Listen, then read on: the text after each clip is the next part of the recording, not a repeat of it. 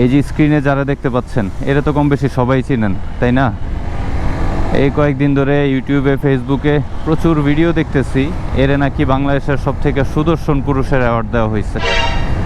এরে অ্যাওয়ার্ড দেওয়া হয়েছে, এটা নিয়ে আমার কোনো দুঃখ কষ্ট নাই, কিন্তু আমার দুঃখ হচ্ছে যে এরে পুরুষের অ্যাওয়ার্ড কেন দেওয়া হইলো? এরে কোন দিক থেকে পুরুষ মনে হয়? ভাই, এ যে সকল পোশাক আশাক পরে এগুলা কি কোনো পুরুষের পোশাক? নাকি এখন থেকে পুরুষরা এইসব পোশাক আশাক পরে রাস্তাঘাটে ঘোরাফেরা করবে? এরে অ্যাওয়ার্ড যেহেতু দেওয়ারই ছিল, তো এরে বাংলাদেশের সবথেকে সুদর্শন হিজড়ার অ্যাওয়ার্ড দিত।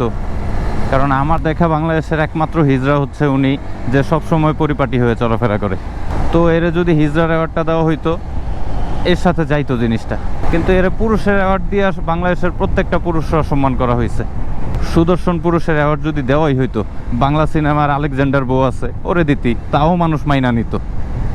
অথবা এখন বাংলাদেশের সবথেকে জনপ্রিয় ইনফ্লুয়েন্সার, যার কোনো হেটার্স নাই, রিপন মিয়া বা রিপন ভিডিও, তাকেও যদি এই অ্যাওয়ার্ডটা দেওয়া হইতো, আমার মনে হয় না, আমার বিশ্বাস যে অন্তত বাংলাদেশের 80 থেকে 90% পুরুষ মানুষ এই জিনিসটারে সাদরে গ্রহণ করতো বা মাইনা নিত। কিন্তু এরে যেই পুরুষের অ্যাওয়ার্ডটা দেওয়া হয়েছে, একজন পুরুষ যে নিজের পুরুষ মনে করে এই জিনিসটারে মাইনা নিতে পারবে না, অসম্ভব তার কাছে এই জিনিসটা মাইনা নেওয়া। এর মতো মহিলা আক্তার পুরুষ যেগুলা, তারা মাইনা নিতে পারে, কারণ তারা ফলো করে, তারা আইডল মানে। যাই হোক, বাংলাদেশে যেহেতু প্রচুর পরিমাণে পাগল ছাগল আছে, এই বিচারক আর যে অ্যাওয়ার্ড পাইছে তাদেরকে ওই পাগল ছাগলের কাতারেই আমি হিসাব করি। এইসব অনুষ্ঠানগুলা যারা আয়োজন করে বা যারা এদের বিচারক হয় বা যারা এইসব নিউজগুলা খুব গর্বের সাথে প্রচার করে, আমার মনে হয় না তারা কেউই সুস্থ, তারা সবাই অসুস্থ।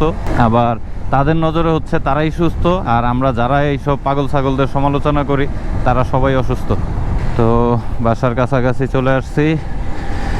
ধন্যবাদ যারা এতক্ষণ কষ্ট করে ভিডিওটা দেখলেন। সবাই ভালো থাকবেন, সুস্থ থাকবেন, আমার জন্য দোয়া করবেন। আসসালামু আলাইকুম।